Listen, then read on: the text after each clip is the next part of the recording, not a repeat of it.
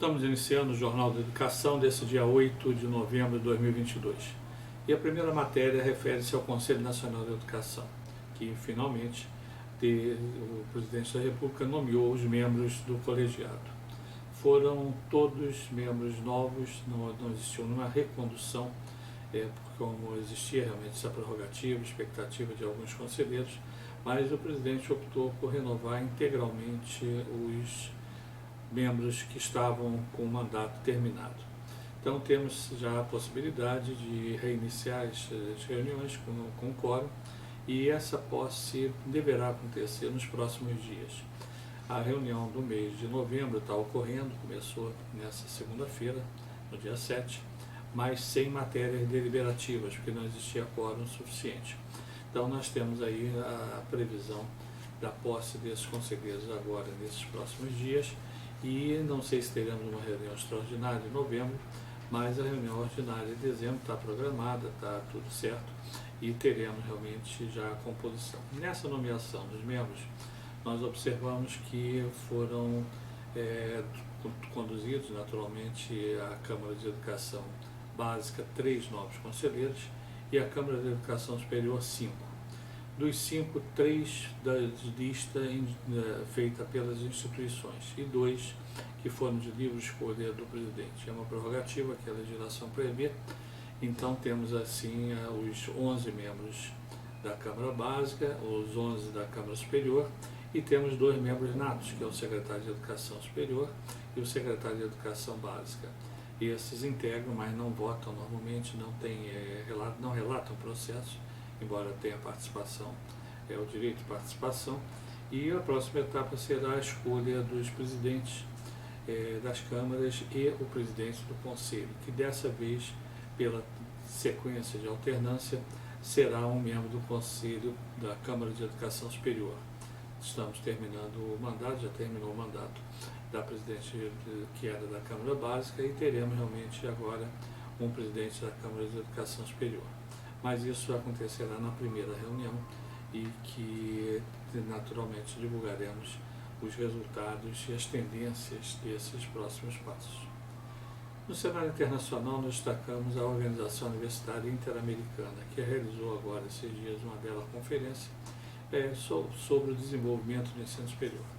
A OUI é uma organização que tem sede no Canadá, atua em todo o continente e também com ligações com a Europa, mas congregam mais de 300 instituições nessa organização, 4.500 tomadores de decisão nas organizações e é uma das mais respeitadas organizações com realização frequente de congressos que são promovidos em vários países. Então nós temos aí uma referência muito boa na educação internacional através da Organização Universitária Interamericana.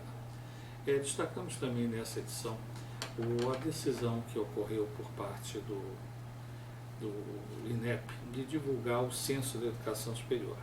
O censo foi divulgado esses dias atrás, com todos os números, as variáveis, é uma extensa apresentação que nós estamos disponibilizando aqui do link, mas que mostra a evolução, o desenvolvimento e destaca essencialmente o crescimento da educação à distância nesses últimos anos. Então nós temos aí o censo, os números são de 2021, 2022 naturalmente não serão divulgados esse ano ainda, como é natural, mas temos subsídios que mostram o crescimento da educação superior na educação à distância. No presencial houve uma redução do número de alunos, nós temos aí os dados já disponíveis nesse processo. Destacamos também que o Conselho Nacional de Educação aprovou uma resolução, a resolução número 3 de 2022, do dia 3 do 11, com as novas diretrizes curriculares para o curso de Medicina. Na realidade, é uma modificação das diretrizes anteriores. E nós temos aí a realização de início de adaptação dessas atividades a partir do próximo ano, porque a resolução entra em vigor no dia 1º de dezembro próximo. Mas temos que acompanhar de perto a tomada de decisão das universidades, centros universitários, faculdades que mantêm curso de medicina. Então, saberemos aí que alguns momentos serão de mudanças, não muito substanciais, mas mudanças relevantes. No âmbito do Congresso Nacional, nós destacamos um projeto de lei que está avançando, que tenta estabelecer um piso nacional para os auxiliares de administração escolar.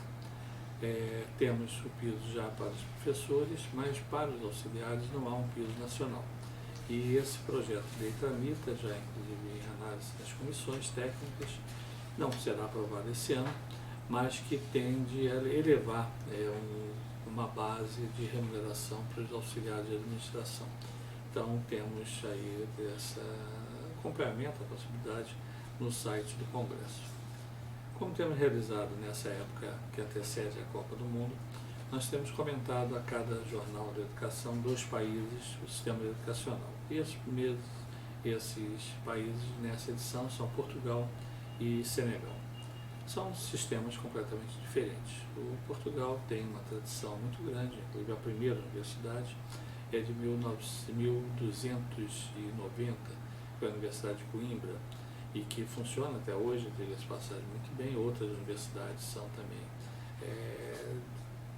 centenárias e quase com tradições aí de Universidade de Évora e outras organizações, mas o sistema educacional de Portugal é um sistema consagrado, inclusive, com a caracterização de cursos superiores de 3 anos, seguindo a linha do Pacto de Bolonha, que é que encurtou os cursos superiores, não mais 4, 5 anos, como acontece no Brasil, mas para 3 anos. Então, a graduação 3 anos, mestrado 4 e doutorado 3 anos.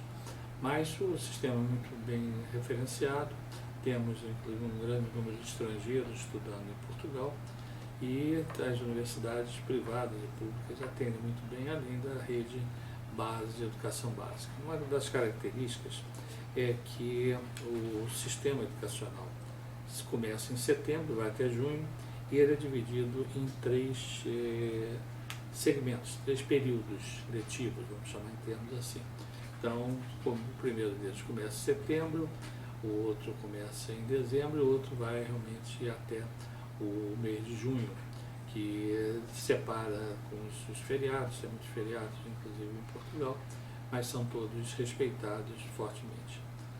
Na área da educação, ensino médio, que seria o nosso ensino regular, o ensino médio, varia de 10 a 12, o 10º a 12º ano, e a taxa de analfabetismo é quase nenhuma, são 95% os alfabetizados no país. Já Senegal tem uma realidade diferente. Obviamente é um país que começou muito depois da sua independência, o processo de independência. Há uma centralização do poder público, do Ministério da Educação, Ciência e outros setores também congregados nesse espaço. A taxa de analfabetismo é alta e a educação é dividida também em educação pré-escolar, de 3 a 6 anos, o primário de 7 a 10, depois tem o médio, que é o bacharelado, e o superior, que é dividido em 3 tipos de instituições: escolas superiores de formação acadêmica, os institutos universitários e as universidades privadas. Então esse é o cenário da educação de Senegal, que estará inclusive participando da Copa do Mundo e fazendo sempre um bom trabalho na parte dos esportes, mas na parte da educação precisa ainda de um forte apoio no relacionamento com outros países também para ajudar o desenvolvimento. No âmbito das entidades, nós vamos destacar nessa edição a Associação Brasileira de Tecnologia Educacional, que realiza nesses dias 9 e 10 de novembro o seu 9º Congresso Internacional. A ABT tem uma atuação de mais de 50 anos e esse congresso será realizado, gerado a partir do Rio de Janeiro, com momentos presenciais e momentos que serão virtuais, com a participação de vários conferencistas, inclusive conferencistas estrangeiros. Nós temos o prazer de ter a presença de um número significativo de educadores, técnicos integrados à ABT e esperamos que seja realmente um congresso com bons resultados científicos para toda a comunidade educacional. E a última matéria sobre o Instituto de Pesquisa e Administração da Educação, nós destacamos a ampliação das parcerias institucionais. O IPAE tem um grupo de associações, entidades sindicais, Conselho Estadual de Educação e outras entidades que integram uma rede de cooperação internacional, de cooperação. Alguns, inclusive, são entidades internacionais.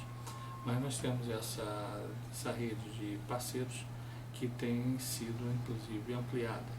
E a ideia é que nós possamos, com isso, auxiliar o desenvolvimento da qualidade da educação em todas as regiões do nosso país. Então, são essas as ações que o Instituto tem procurado fazer ao longo desse tempo. Encerramos assim a nossa edição desse dia 8 de novembro.